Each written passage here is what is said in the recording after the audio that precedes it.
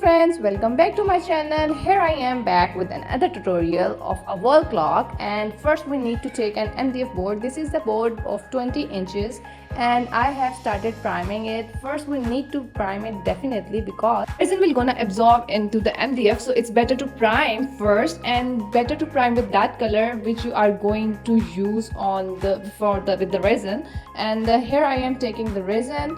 For 20 inches clock, you can take 200 gram of total resin and hardener, 100 gram of resin and 100 gram of hardener.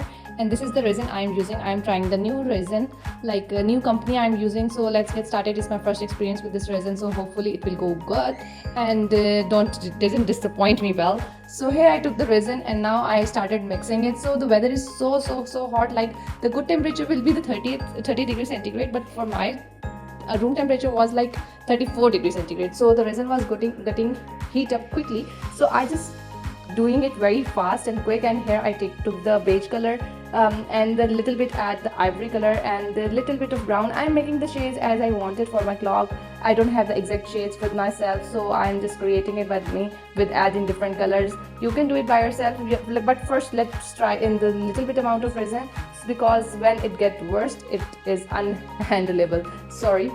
So let's get started. I have already mixed the color. See, this is the color I didn't want it, but by mistake and in the panic that the resin is getting hard, I just took the more color of ivory shade and it will turn into little bit of pinkish shade, but I will adjust it after that.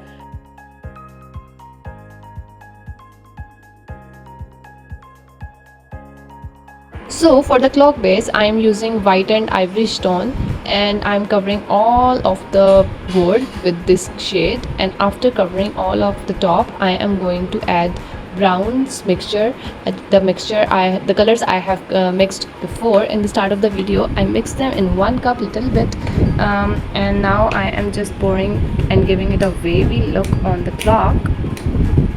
You can also add some little bit of floating powder in it, so it give out goldenish lines also in your artwork if you like it.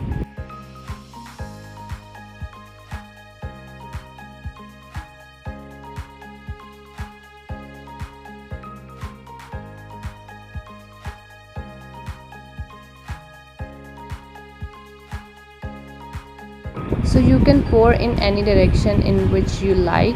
So here I'm going to teach you one mistake that I have done. You should put the tape on all of the corners first and pour little bit of more resin on the base. The base color should be a little bit more, and when there is like a tape on the side, so it will not get drips much, so it will stay on your board. And then after that, when you pour these layers on it, then it will create more beautiful bubbles than this type. Okay, so you will take the tissue and just drag it. Actually here my resin is heated up, so it's dragging like I have to drag it little bit, putting after little bit pressure.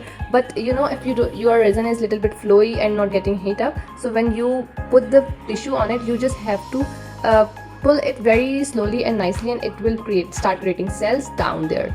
So here my tissue doesn't work nicely, so I use the heat gun. So this is one more important point, that if you use more heat gun, let's see, if I am creating the cells and I have created all the cells, after that if I am using more heat gun, the cells will gonna disappear. So be careful while using the heat gun if you are creating cells. After that I just let it spend 1 day. After that I am just putting all the numbers on it. So best part is you will use an inchi tape.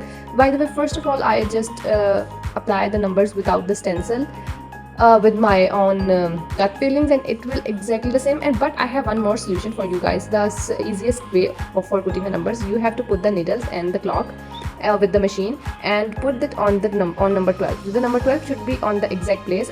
Adjust both the needles on number 12 and then take a round, and you will see the exact place where the number 1 should come. Then take one more round, then you will see number 2, 3, 4 and so on, and you will get the exact places where your numbers should be. It's well balanced and exact places. So after that I just put my calligraphy on it, because I need to put the crush glass, so I don't want it to get disturbed after putting the calligraphy. So I put the calligraphy first, then I put the transparent crush glass. So here one more thing, the transparent crush glass doesn't look nice, you see, but there is a trick. When I pour resin on it, it will just turn with the shades of my base colors. and it will give me the look very nice and murky and brownish tones different. It looks so pretty. And after that I added some stones of brown shade, and here is your final look, guys.